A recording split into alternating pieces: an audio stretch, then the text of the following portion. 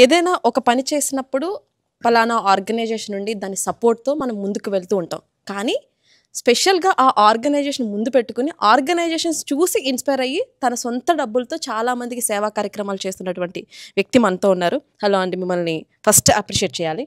ఎందుకు అంటే ఏ పనైనా వేరే వాళ్ళ గొప్ప కోసమో లేదంటే మనం పేరు కోసమో చేస్తుంటారు. కానీ మీరు వెనకుండి ఒక ఆర్గనైజేషన్ త్రూ మీరు ఇవన్నీ చేయడం అనేది చిన్న విషయం కాదు. సో మా ప్రేక్షకులందరికీ మీ గురించి చెప్తే నలుగురు ఇన్స్పైర్ అవుతారని చెప్పి. హాయ్, నా పేరు చంద్రశేఖర్ ఝాడే అండి. సో నాది సిర్పూర్ కాజనగర్ బాలాజీ అనుకోడ. So it's very rural area అండి. సో మాటలో జాయిన్ అయినాక I was very much inspired with సేవా సంస్కృతి సమానత్వం.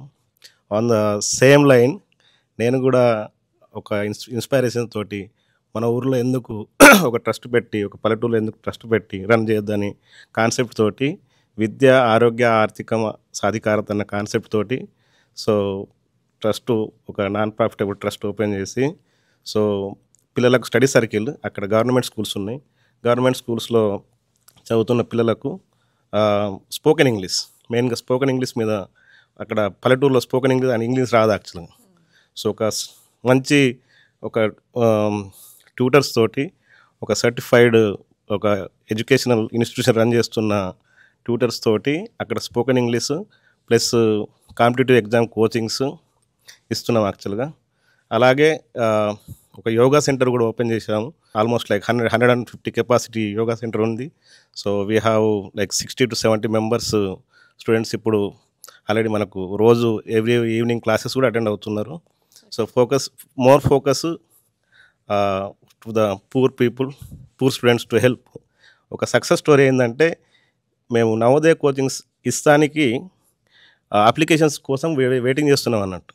5th క్లాస్కే ఇవ్వాలన్నట్టు, కానీ ఎవరు ముందుకు వస్తలేరు యాక్చువల్లీ. సో తర్వాత ఆలోచించినప్పుడు ఒకసారి పొద్దున్న లేసి ఏమవుతుంది అని ఆలోచించేసరికి అక్కడ అనిపించింది, సరే మేమే అప్లికేషన్ ఫీజు పే చేద్దామంటే, సో వీ గోట్ 25 స్టూడెంట్స్ ముందుకు వచ్చి, so they are able to fill the forms. ఇప్పుడు 25 స్టూడెంట్స్కి మేము నవోదయ కోచింగ్ ఇస్తున్నాం అండి యాక్చువల్లీ. సూపర్ అండి. సో శ్రీమంతుడు నిజమైన శ్రీమంతుడు అని అనాలి. ఎందుకంటే ప్రతి మనిషికి విద్య కావాలి, దాంతోపాటుగా ఆరోగ్యం కావాలి. ఈ రెండింటిని ఇస్తేనే మనిషి ఎక్కడైనా సర్వే అవ్వగలుగుతారు. ఆ విద్య అనేది ఉంటే ఎక్కడైనా మనం ముందుకు వెళ్ళి సహాయం చేసే పొజిషన్లో ఉంటాము. సో ఈరోజు మాట అంటేనే సేవ, సంస్కృతి, సమానత్వం అని చెప్పి నిలబెట్టుకుంది.